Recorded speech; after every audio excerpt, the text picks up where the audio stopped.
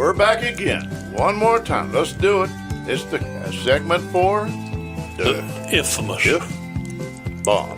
The infamous If Bomb. And she's getting ready to fall, so y'all say your prayers, lay low. Infamous. Here she comes.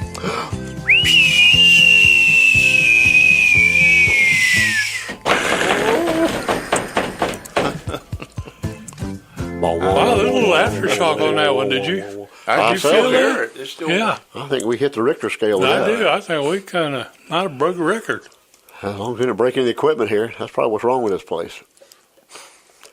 What are we going to if there, Brother KC? Well, you mentioned, what if you could be a character? Mel already is a Which some character. of us are characters. Mel already is a character. He's a person of In a interest as of song. this morning. What song, which character would you want to be within that song? Out of any song, who would you like to be? That's a good one. Mercy. Give me yours, Casey. If you could be a Y'all are character. cheating. Well, 'Cause I'm the still first thinking. thing I would want to be Is? is the guy in the song "The Gambler." Oh, the one that along. dies or the other one? No. The The gambler or the other the guy? guy that met the The gambler. protege. I'd want to be him. It's just a vivid image of. It's a cool story Yeah. song. And I'd probably be riding along, and listening to that, and then That's a good one right there. learning, and it's just a very vivid image of me. It's a great- Not me, of the guy. It's very picturesque. It paints Yeah. pictures in your mind. You can't. I like songs like that I can listen to, and picture it in my mind what's going on. It's just more than just hearing the words, and more than just feeling the tune and the It's got a great beat to it. right. And every time when I sing that at the coffee shop or the out of Solomon's Castle, where people often sing along with the chorus, that's one they like out there. But the King Rogers went on to make a movie about that, The Gambler. Where he called it. He played the character from the song, and he made 2 or 3 of those TV westerns with that. But that'd be a good one. You got one now? And then I'd be the boy named Sue. You would. Okay. How All do right. you do? No. Well, because my daddy. Your dad left home when you was 3, and you I didn't leave much to your ma and me. Yeah. And just this old guitar and empty Exactly. bottle of booze. Yes. There you go. Precisely. I wonder There you how go. different your life would be now. Yeah. That instead of Mel, you were Sue Jackson. Sue Jackson. Well, dear. I'd be tough. You should be a or lawyer. I'd be dead. Be a lawyer, Sue Jackson. Yeah. He'll sue you. Well, my daddy, I knew him from from the age of 5 to the age of 10. I don't know where he was from the age of 1 to the age of 5. I don't know what happened, but I wasn't even He was taking a break. cognitive at that time. But when he left during my teenage years, I used to think, man, I really had a lot of angst, against my dad, and I wanted to at some point catch up with him and just give Beat him up. for it. Yeah, Like Sue did. I did. Come through them swinging doors and jump I on did. you. And one time in my late teens, he called from California. He was living with his family out there. And I don't know why I called. It was late night, so I talked to him for a while, and I'm sitting there, kind of like, yeah, you dirty dog. I'm kind of, like, okay, keep Like on Sue. talking. Yeah, keep talking. And he How was, old were you then? I was probably, I'd say 16.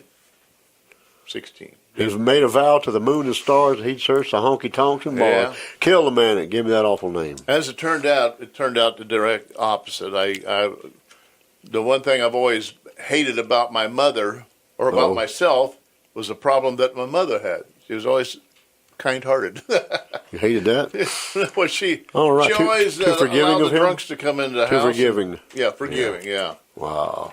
And she was a softie, and so, She always thought she could fix them, didn't she? yeah, she was always being Taking in strays? evangelistic, or Yeah. not evangelistic, but it was her Benevolent. It was her ministry, to help Well, these guys. That's a good nature to have. Yeah. I mean, we need more benevolent people out But the there. thing is, we always got ripped off. She cared. Because there's knuckleheads out there that'll take advantage Yeah, of people. and I could see a rip off coming. Really, here we go again, Mom.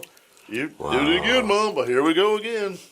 But it was a real roller coaster ride. But yeah, I was the boy named Sue. I was going to catch up with him, and I was going to really do him in, but it didn't work out that well. Wow. Because the next time when I really did see him, I become a Christian. No, I wasn't a Christian, but he had become one, and he was. Well, that's good. He buried. When he saw me, he buried his face in my chest and bawled like a baby. Wow. And I'm thinking, well, oh well. So I can't be mad at I you. can't beat up a man. yeah, so much for the back beating. Quit crying so I can beat you up. Yeah. Suck it up. Yeah. Suck it up. We're going to go outside and go to Fifth City. Yeah. In the mud, the blood, and the beer. That's right. So did you ever, you forgave him for all his Yeah. What bad else that could he I did? do? Well, Bill or George, anything. and but then Sue. later on, it wasn't too much later after that. He died. He died in a house fire. Well, that's good that y'all made your peace and That's amendment. right. Otherwise, that'd be haunting you if you had not forgiven him. Right. I don't tell him how your book would have wound up. And he had been, back before he left, he had been very abusive to my younger brother, who wasn't his son. Oh, wow. My half brother, and so when he did come back and he made amends, he befriended. And the interesting thing, Tony had no memory of how it was when he was a kid, how he was abused. But they made up. I mean, they Oh found yeah, peace. Dad befriended him and brought him to the farmhouse where he was living, and did everything he could for him. There you go. Well, Yeah, and Tony was kind of low functioning, and he just Happy. yeah. well, other than the Yeah. fire, it ended well for everybody. Yeah. I mean, unfortunately, Tony wasn't around during the fire. Had Tony been there, maybe he could have helped Dad, because Dad had to make it past the potbelly stove in order to get to the back door. Because in those old farmhouses up north during the winter, they always sealed off the front door, or you sealed off one of the doors, to keep from Losing heat. heat. Yeah. Yeah, and then you're stuck with usually using the back door. So, Wow. well, that's you? boy. Did you give one? Not yet. Oh, yeah. You're still thinking. You're still catching it. I'd probably be from South Alabama, a country boy named Willie McCoy. You recognize that character? Who they call Slim? Keep going. Pool shooting boy named Willie McCoy. Down home they call me Slim. Okay. Yeah. That's from a Jim Croce song. You don't Yeah. mess around with Right, Jim, right. where he gets took Early. by Jim, the big bad guy or whatever, and then he goes back home to Alabama. But then he gets mad about it, and he comes back and he mops the floor with Big Jim. Don't tug on Superman's cape. You don't Yeah. spit into the wind. Don't pull the mask off the old Lone Ranger, and you don't mess around with Jim. That gives me flashbacks to being in Thailand during the Vietnam War, because that's when that was Yeah. early 70s.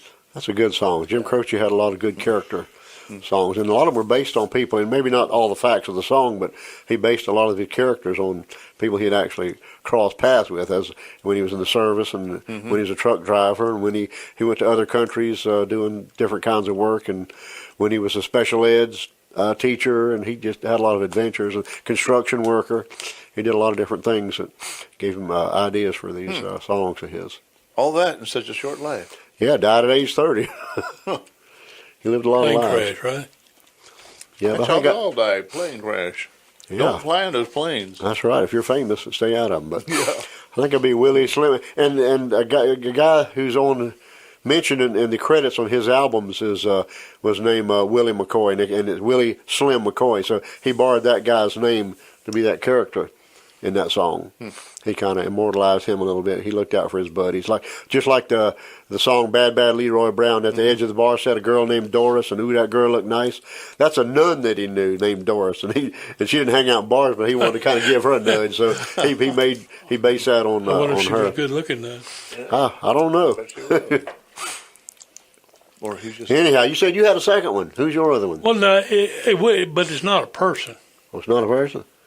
Oh, it's a dog named Boo. No, it'd be a train car. I know which one too. Tell us which one. It ain't Desire.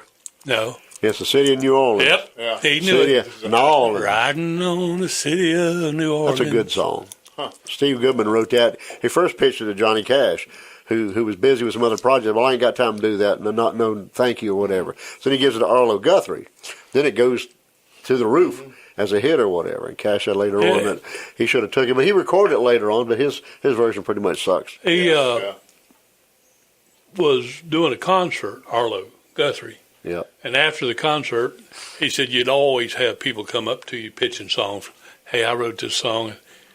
And he said that Arlo Guthrie came up. Steve Goodman. Steve Goodman come up to him and offered him that song. And he said for some reason he thought, well, let me listen to it. And he thought, hey, it's really got something there, And that's when he took it and he recorded it. And it was a monster hit for him.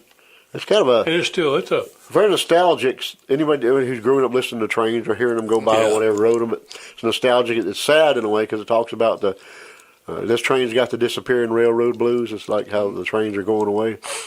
It's a great song. Did Goodman write any other songs? Oh, yeah. He wrote along. He did a big hit for what's his face. You don't have to call me darling, darling.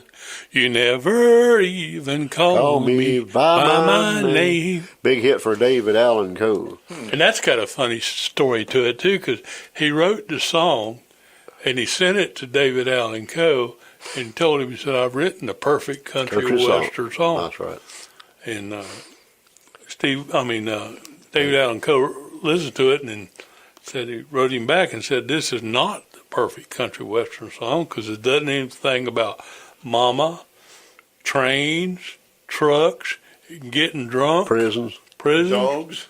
And so he said, my friend included another verse to the song and sent it back to me. And he said, I read it and I had to agree that it was the perfect. I was drunk the night my mama got out of prison.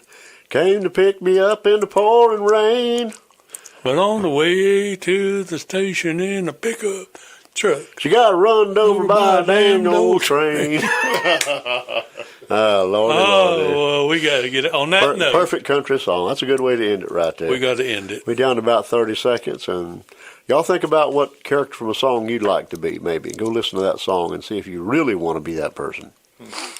And next week, we'll be back with another show. We won't see you, but happy Shamrock Day, whatever it is. St. Patrick's Day.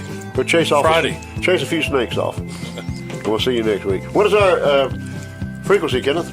1480 WFLN on your AM radio dial.